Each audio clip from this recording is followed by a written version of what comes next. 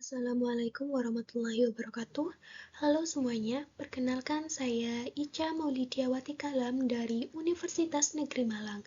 Di sini saya akan menemani kalian semua dalam beberapa waktu ke depan untuk membahas topik yang sangat menarik, yaitu tentang arus kritis dalam superkonduktor. Adapun topik yang akan dibahas pada kesempatan kali ini, yang pertama ada superkonduktor, kemudian ada deskripsi dari vortex, kemudian dilanjutkan dengan pembahasan definisi umum dari arus listrik, kemudian yang terakhir arus kritis pada superkonduktor. Untuk pembahasan yang pertama adalah pembahasan mengenai superkonduktor. Jadi, gejala superkonduktor pertama kali ditemukan oleh fisikawan Belanda Heike Kamerlingh-Onnes pada tahun 1911. Heike Kamerlingh-Onnes dan juga asistennya Giles Holst melakukan pengamatan pada raksa, di mana pada pengamatan tersebut ternyata resistivitas listriknya akan turun drastis menuju 0 di bawah suhu kritis, yaitu 4,2 Kelvin. Jadi nilai 4,2 Kelvin ini merupakan suhu kritis pada raksa. Nah, suhu kritis sendiri merupakan titik suhu di mana material berubah dari sifatnya yang biasa atau konduktor, yaitu resistivitasnya lebih besar dari 0, akan berubah menjadi superkonduktivitas dengan resistivitasnya sama dengan 0.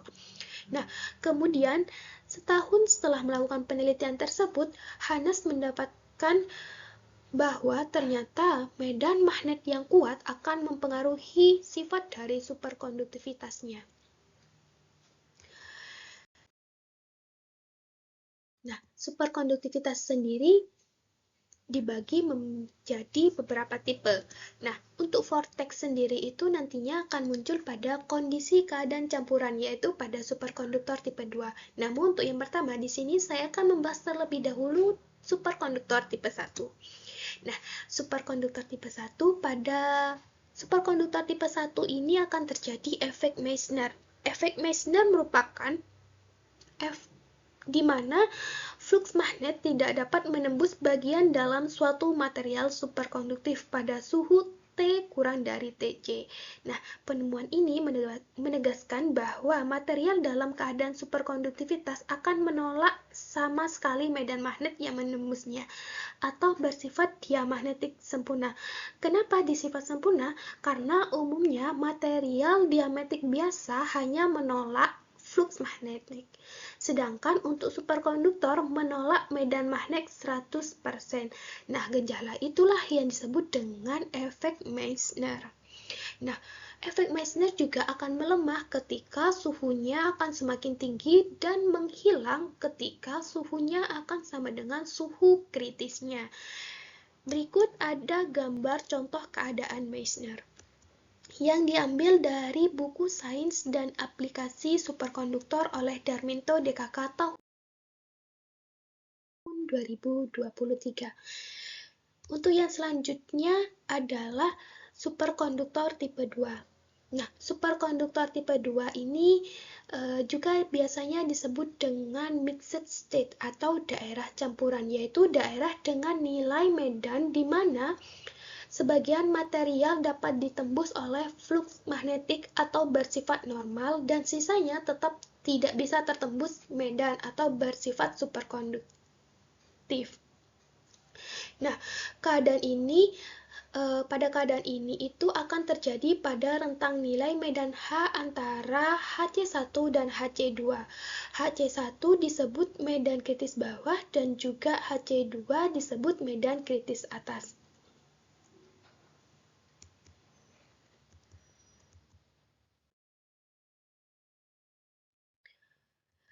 Kemudian deskripsi dari vortex.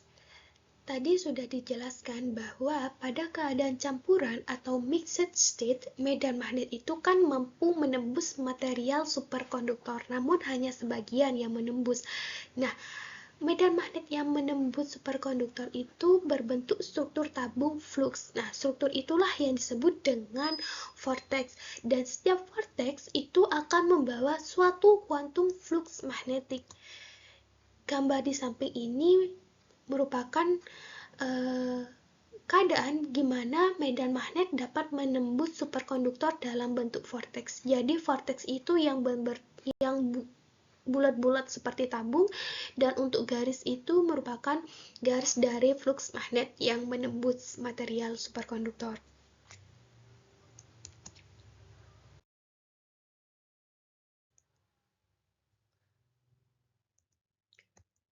Kemudian untuk yang selanjutnya adalah pembahasan tentang arus listrik dan arus kritis. Arus listrik merupakan aliran muatan listrik yang terjadi karena adanya perbedaan potensial antara dua titik dalam satu rangkaian. Sedangkan dalam konteks superkonduktor dikenal dengan istilah arus kritis atau critical current, yaitu batas maksimum arus listrik yang dapat mengalir tanpa menghilangkan sifat superkonduktivitas suatu material. Namun jika arus yang mengalir itu akan melebihi arus kritis, maka material akan kehilangan kemampuannya untuk menghantarkan listrik tanpa hambatan dan akan berubah menjadi superkonduktor biasa. Dengan kata lain, meskipun superkonduktor mampu mengalirkan arus tanpa resistansi, tetap ada batas maksimum arus yang bisa ditoleransi. Itulah yang disebut dengan arus kritis.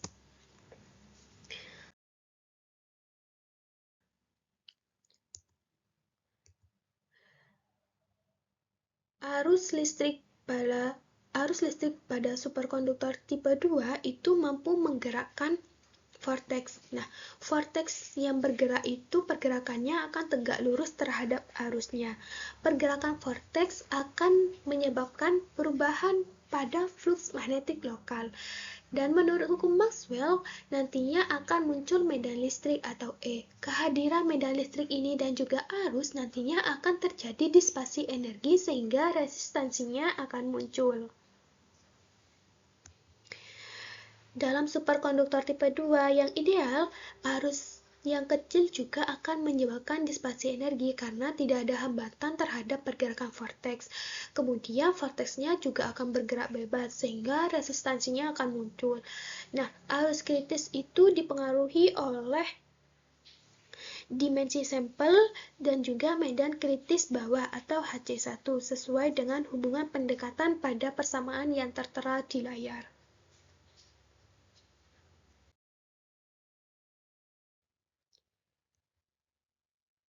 Kemudian untuk yang selanjutnya adalah arus dan peran histeris dalam superkonduktor tipe 2. Pada sampel superkonduktor yang menunjukkan histeris yang kuat, vortex-vortex menjadi sulit untuk bergerak. Nah, dalam kondisi ini, arus dapat mengalir tanpa menyebabkan pergerakan vortex. Namun, jika gaya dari arus melebihi batasnya, maka vortex akan bergerak sehingga disipasi energi akan tercipta.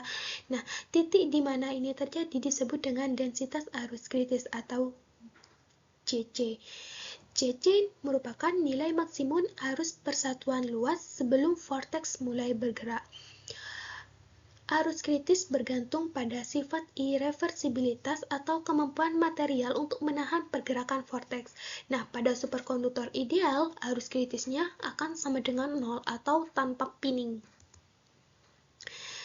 Nah, arus kritis dapat ditingkatkan dengan memperkuat pinning atau meningkatkan tingkat irreversibilitas material seperti menambahkan cacat struktural atau pengotor sebagai perangkap vortex sehingga tidak menyebabkan vortex bergerak dan energinya juga akan stabil.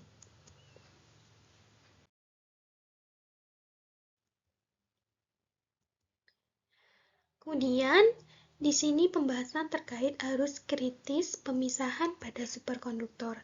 Nah, superkonduktor itu memiliki arus kritis yang intrinsik yang disebut dengan D-pairing critical current yang merupakan batas maksimum absolut arus sebelum pasangan Cooper terpecah. Dan superkonduktivitasnya juga belum hilang.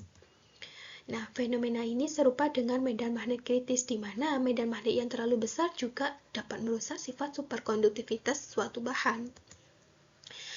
Ketika di pairing critical current-nya terlalu besar, maka pasangan Cooper-nya tidak stabil lagi, sehingga akan terjadi kehilangan sifat dari superkonduktivitasnya. The pairing critical current adalah batas fundamental di mana tidak bisa ditingkatkan dengan rekayasa struktural. Kemudian di sini ada pembahasan tentang batas teoritis dan eksperimental arus kritis. Energi yang ditimbulkan oleh arus superkonduksi harus lebih kecil dari energi khas keadaan superkonduktor. Jika tidak, sifat dari superkonduktivitasnya akan hilang. Oleh karena itu, arus maksimum dibatasi oleh suatu nilai kritis, yaitu dengan menggunakan pendekatan model London. Berikut adalah persamaan pendekatan model London. Selain itu juga ternyata dapat dilakukan pendekatan dengan menggunakan teori Ginzburg-Landau seperti pada persamaan yang tertera di layar. Nah, persamaan tersebut memberikan batas yang lebih akurat untuk arus kritis maksimum secara teoritis. Secara teoritis, arus kritis maksimum yang dapat dicapai oleh material superkonduktor itu berada dalam orde Hc per lambda, yakni sekitar 10 pangkat 8 A per cm kuadrat. Namun, pada superkonduktor tipe 2, karena adanya pengaruh pergerakan vortex, maka nilai eksperimental arus kritis maksimum hanya berada dalam kisaran tertentu saja.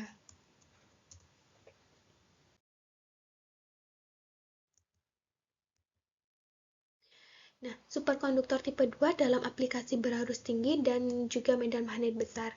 Nah, superkonduktor itu memang banyak digunakan dalam berbagai aplikasi karena salah satunya mampu mengalirkan arus listrik yang besar. Contohnya pada aplikasi MRI atau magnetic resonance imaging. Kemudian juga superkonduktor juga biasa digunakan dalam kereta maglev, kemudian pada kabel listrik superkonduktor, dan juga superconducting quantum interface device.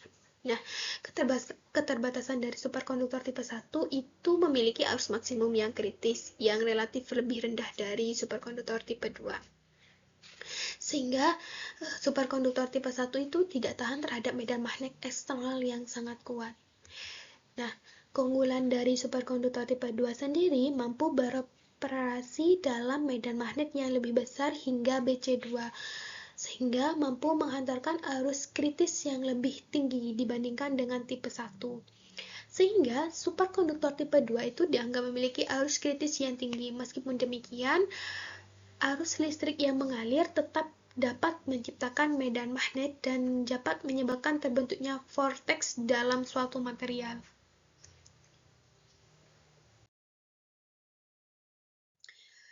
Kesimpulan dari presentasi saya kali ini, yang pertama, superkonduktor itu merupakan material yang dapat menghantarkan arus listrik tanpa hambatan di bawah suhu kritisnya. Kemudian, meskipun tidak memiliki resistansi, ternyata superkonduktor itu tetap memiliki batas maksimum arus yang disebut dengan arus kritis atau JC. Nah, superkonduktor tipe 2 itu memungkinkan medan magnet dapat menembus dalam bentuk vortex atau keadaan campuran tadi, yang pergerakannya dapat menyebabkan disipasi energi. Arus kritis praktis ditentukan oleh kemampuan material dalam menahan pergerakan vortex atau pinning. Di pairing current merupakan batas teoritis absolut arus maksimum di mana pasangan Cooper akan mulai terpecah. Nah, nilai arus kritis itu dapat ditingkatkan melalui rekayasa material seperti penambahan cacat struktural atau pengotor untuk memperkuat pinning vortex. Sekian dari presentasi saya. Terima kasih atas perhatiannya. Kurang lebihnya mohon maaf apabila ada salah kata. Wassalamualaikum warahmatullahi wabarakatuh dan sampai jumpa di kesempatan berikutnya.